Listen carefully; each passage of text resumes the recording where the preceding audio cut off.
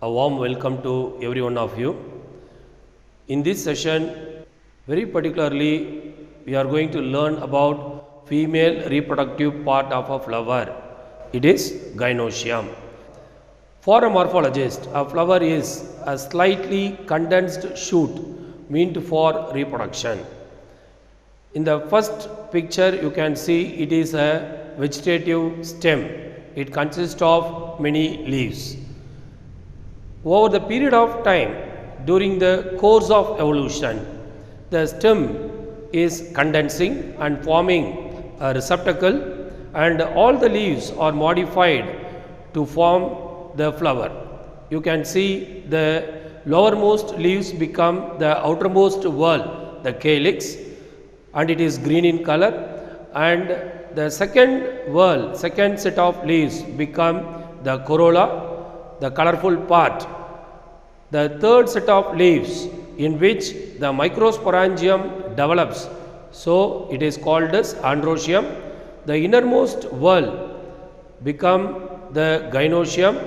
These are the leaves in which the megasporangium develops, and it is called as gynoecium or pistil or carpel.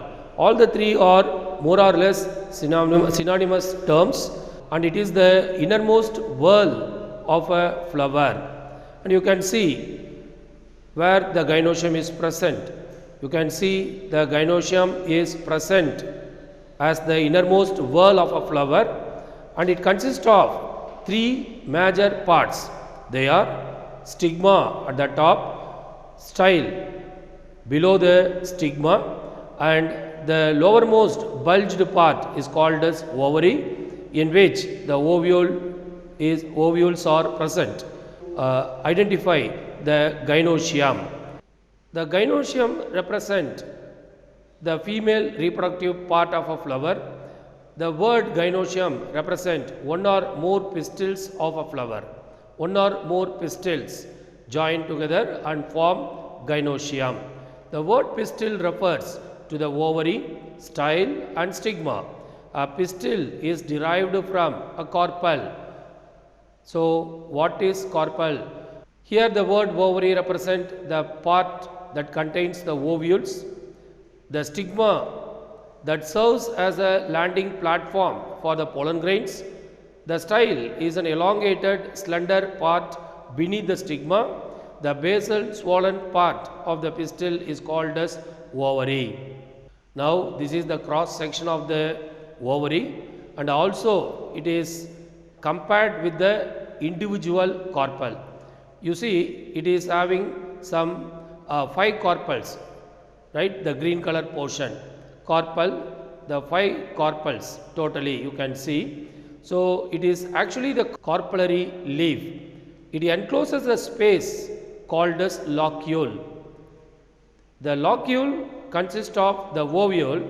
The ovule develops from the placenta, or otherwise the ovule is attached to the placenta. In turn, placenta is in the ovary. Septum. Septum is the partition, a membranous partition between the two carpellary leaf.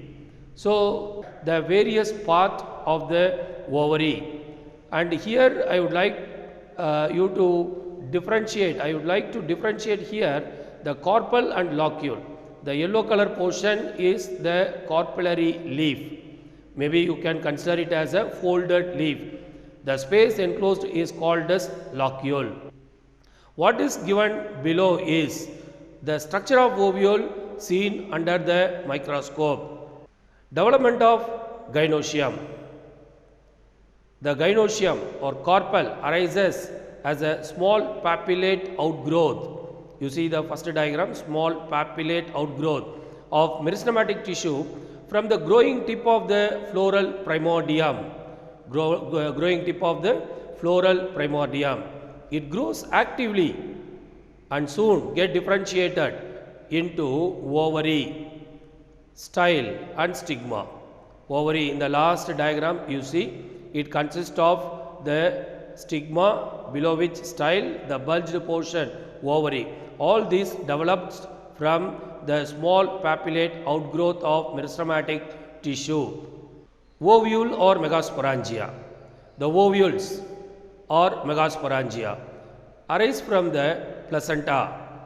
The number of ovules in an ovary may be 1.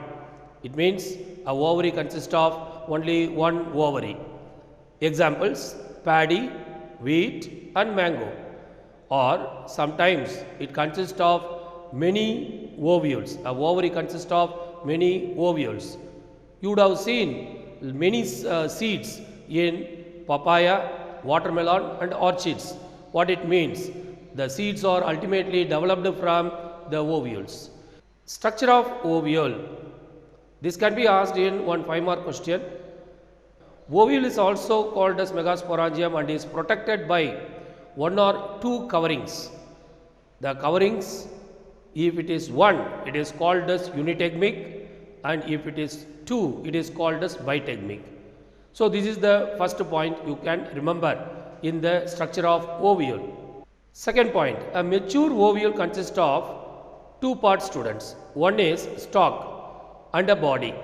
The stalk or the funiculus, also called as funicle, you can see in the diagram, funicle is present at the base and it attaches the ovule to the placenta. So the question is, the stalk of the ovule is funicle. What are the 2 parts of the ovule? The stalk of the ovule and the body of the ovule. This is the third point. The point of attachment of the funicle to the body of the ovule is known as hilum. Hilum is the point of attachment of the funicle with the body of the ovule. It represents the junction between the ovule and funicle. You can see the hilum in the diagram labeled. In an inverted ovule, so what is given in the picture is an inverted ovule where the micropyle is facing downwards. The funicle is adnate. In the inverted ovule, the funicle is adnate. It means adjacent to the body of the ovule. So it forms a ridge called as rave. You can see the rave labeled in the diagram. The body of the ovule is made up of a central mass of parenchymatous tissue. It is called as nucellus. A central mass within the inner integument, you can see a mass of parenchymatous tissue. It is made up of, or it is called as nucellus, which has large reserve food materials. The nucellus is enveloped by 1 or 2 protective coverings called as integuments. So integument present around the nucellus. Nucellus is the parenchymatous tissue. It consists of lot of reserve food material from which the embryo sac and ultimately the seed are going to develop. Integument encloses the nucellus completely except at the top where it is free and forms a pore called as micropyle. So the place where the integument is not complete, there is a gap, it is called as micropyle. So micropyle is the 6th point that you should remember in the structure of ovule. The ovule with 1 or 2 integuments are said to be unitegmic or bitegmic ovule respectively, which we have already learned. Now you can see unitegmic ovule, bitegmic ovule, micropyle where no integument is present and it is followed by inner integument, outer integument, nucellus. The basal region of the body of the ovule where the nucellus, please take note, nucellus, integument and funicle, all the 3 meet. The green color portion is called as chalaza. That is the 7th point. There is a large oval sac-like structure in the nucellus towards the micropylar end. That white color portion you can see, that is the embryo sac, students, or otherwise called as female gametophyte. Embryo sac otherwise known as female gametophyte. That is the 8th point under the structure of ovule. Development of embryo sac. You can see the embryo sac or female gametophyte develops from the functional megaspore formed within the nucellus. You can see at the beginning there is only one cell is differentiated. That red color round cell you see, that is differentiated. Now it is called as megaspore mother cell. Megaspore mother cell, MMC, right? it undergoes meiosis. You know very well about meiosis. Meiosis is a reduction division. It reduces the number of chromosome into half. At the same time, it increases the number of cells. Okay, as one meiosis completed mean 4 cells are produced. It means meiosis 1 and meiosis 2 together called as one complete meiotic division. So 4 cells are formed in which 3 disintegrate, only 1 survive, that become the functional megaspore, that only develop as a embryo sac. Endothelium or integumentary tapetum. It should not be confused with endothecium of anther. In the anther, we learnt in the anther wall endothecium. It should not be confused with endothelium here, right? So endothelium, otherwise called as integumentary tapetum. In some species, unitegmic tenunucellate, the inner layer of the integument may become specialized. Inner layer of the integument may be specialized to perform nutritive function for the embryo sac, and is called as endothelium. So instead of it is going to become the part of the seed coat, it is involved itself in the nutritive function. Then it is called as endothelium or integumentary tapetum. Example, Asteraceae. Tenunucellate ovule. It can be asked in 2 mark question. What is tenunucellate ovule? There are 2 types of ovules based on the position of sporogenous cell. You can see in the red color cell in the picture, if the sporogenous cell is hypodermal with a single layer of nucellar tissue. Hypodermal means it is just present below the epidermis. Then it is called as hypodermal cell. Okay, so with a single layer of nucellar tissue around it is called as tenunucellate ovule. Have very small nucellus only. That is one of the characteristic feature. Crassinucellate ovule. This can be asked in 2 mark question again. Here you can see ovules with subhypodermal sporogenous cell. What is subhypodermal sporogenous cell? Subhypodermal means it is just present below the hypodermis, not below the epidermis. Then it is called as subhypodermal sporogenous cell. It is called as crassinucellate type. Normally, this ovule have fairly large nucellus. This ovule fairly have large nucellus. Another word, hypostase. This can be asked in 2 mark question again. Group of cells found at the base of the ovule between the chalaza and embryo sac is called as hypostase. What is it? The group of cells present in between the chalaza and embryo sac is called as hypostase. Another word in 2 mark, epistase. The thick walled cells found above the micropylar end, above the embryo sac is called as epistase. Here actually it is found above the micropylar region and below the embryo sac. It is called as epistase. Basis for the classification of ovule.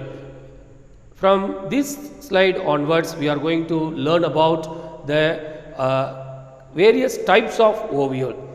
This classification is based on the orientation, form, position of the micropyle with respect to the funicle and chalaza. So these are the parameters on which the ovules are classified. There are 6 types of ovules, student, in which 4 types are most important. They are orthotropous, anatropous, hemianatropous, campylotropous, and other 2 types are amphitropous and cercinotropous. So these are the 6 types of ovules. First one is orthotropous ovule, and here I would like to suggest you to see the picture.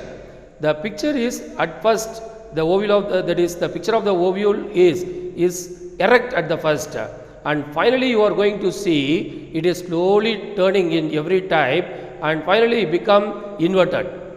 Okay, so that only makes the types of ovule classification possible. In this type of ovule, in orthotropous ovule, the micropyle is at the distal end, and the micropyle, the funicle and the chalaza lie one straight vertical line. You see, micropyle, chalaza and funicle in one straight vertical line Example, Piperaceae and Polygonaceae. Hemianatropous. Now it has become transverse in position, student. Transfer, it means right angle to the funicle. It means the body of the ovule is transfer in position or right angle to the funicle. So it has turned. Example, Primulaceae. So this family, the members possess hemianatropous ovules. Campylotropous, the body of the ovule at the micropylar end is curved. You see, it is curved from right angle to the position of the funicle. The micropyle is now curved, and more or less the embryo sac become bean shaped. Campylotropous, the embryo sac is slightly curved. All the three, hilum, micropyle and chalaza, are adjacent to one another, with the micropyle oriented towards the placenta, with which the funicle is attached. Example, Leguminaceae family members. Amphitropous, the distance between hilum and chalaza is very less. The curvature of the ovule leads to horseshoe shaped nucellus. Here you can see the curvature of the ovule. Overall curvature gives the appearance of horseshoe shaped nucellus. Example, some members of the Alismataceae family. Anatropous ovule, the body of the ovule become completely inverted, students, here, so that the micropyle and funiculus come to lie very close to each other. This is the common type of ovule found in dicot and monocot. That is the reason why that is for the typical ovule structure we draw the anatropous ovule. It is completely inverted. Please remember that word. This is Sarcinotropous. Again you see the ovule become vertical, erect, as it is in the case of the first type. It is called as Sarcinotropous. But here you see funiculus is very long and surround the ovule. Example, Cactaceae family members. Now here you can see the key words to remember each type of ovule. Orthotropous, upside micropyle. Hemianatropous, transverse body. Campylotropous, curved ovule. Amphitropous, horseshoe shaped ovule.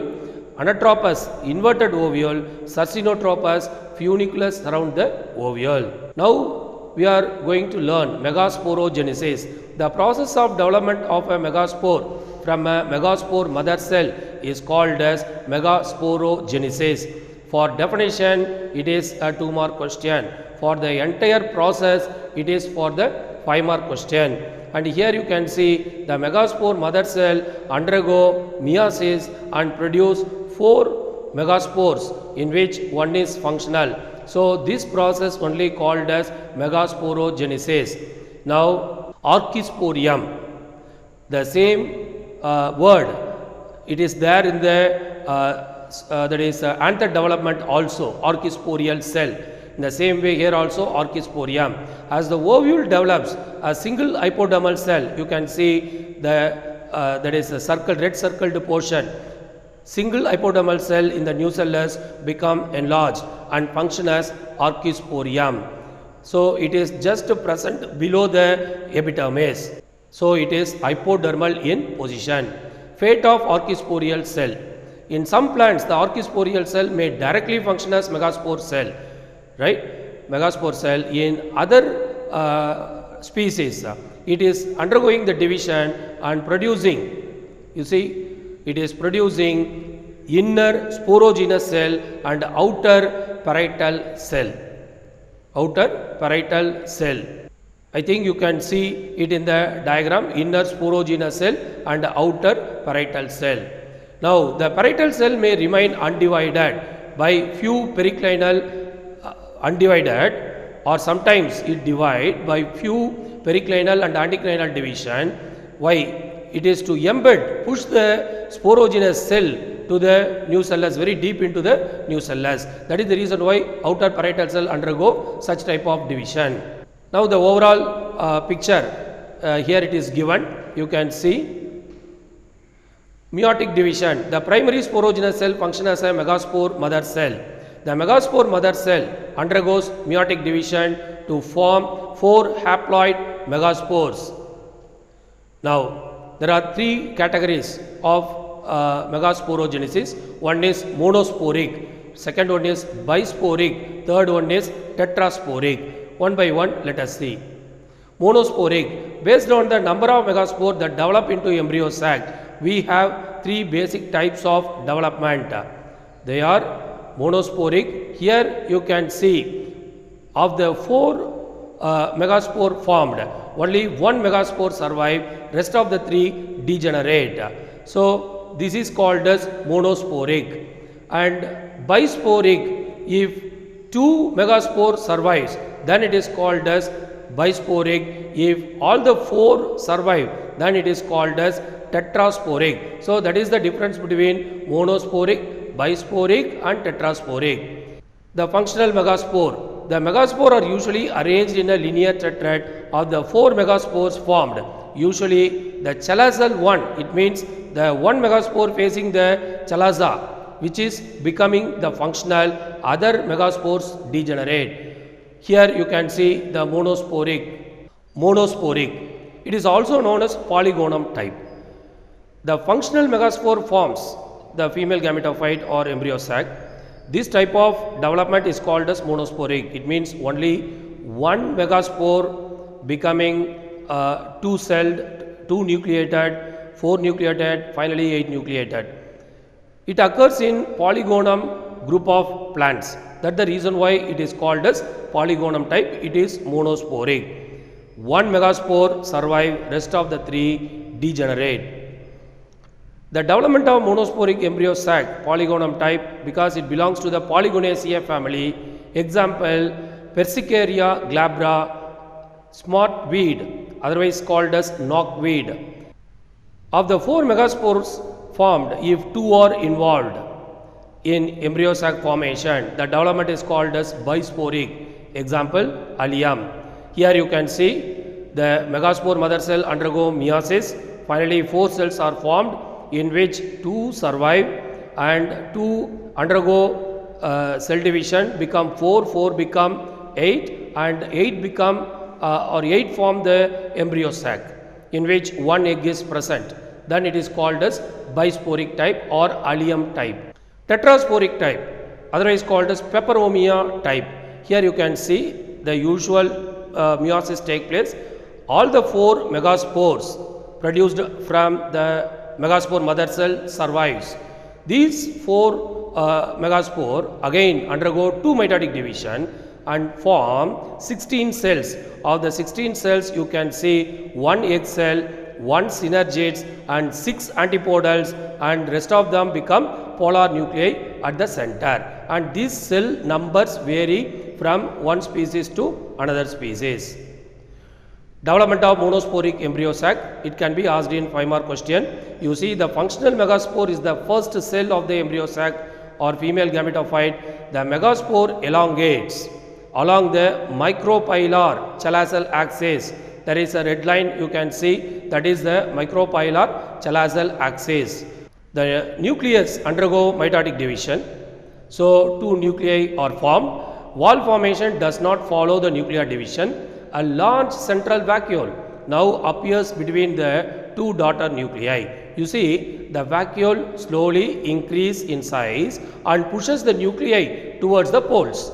So it is due to the vacuole development or growth, the nuclei are pushed towards the poles.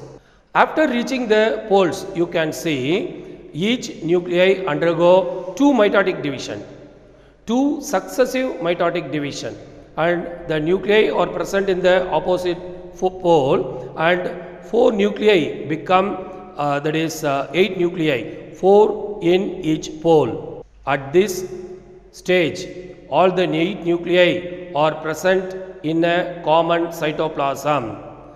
This is free nuclear division. What is free nuclear division? No wall formation follow the division of nuclei. So in a common cytoplasm, 8 nuclei are present. This is called as the free nuclear division. That is the meaning of 8 nuclei in common cytoplasm, 4 in each pole. And here you see, after the last nuclear division, the cell undergo appreciable elongation, assuming a sac-like appearance. That is the reason why this is called as embryo sac. This is the sac in which embryo is going to be produced, and it is also sac in appearance, so it is called as embryo sac. This is followed by cellular organization of the embryo sac. Here you see, of the 4 nuclei at the micropylar end of the embryo sac, micropylar end, 3 organized into egg apparatus. It is labeled over there, that is synergids plus egg, forming the egg apparatus. And one of the nuclei from micropylar end coming to the central region or central cell as the upper polar nucleus. 3 nuclei of the chelazal end form 3 antipodal cells, whereas the 4th one function as the lower polar nuclei. So, from the chelazal end of the 4 nuclei, 3 nuclei stay at the same place and 1 nuclei come to the center as lower polar nuclei. Secondary nucleus. Now, what happened to the haploid nuclei which has reached the central region? Depending on the plant, the 2 polar nuclei may remain free or may fuse to form a secondary nucleus, otherwise called as central cell.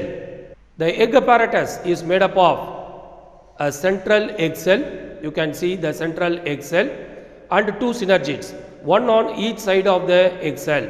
Synergids secrete chemotropic substances that help to attract the pollen tube. So, pollen tube enter the micropyle and it should go and fertilize, the male gamete should go and fertilize the egg, and it is guided by the chemotropic substances produced by the synergids.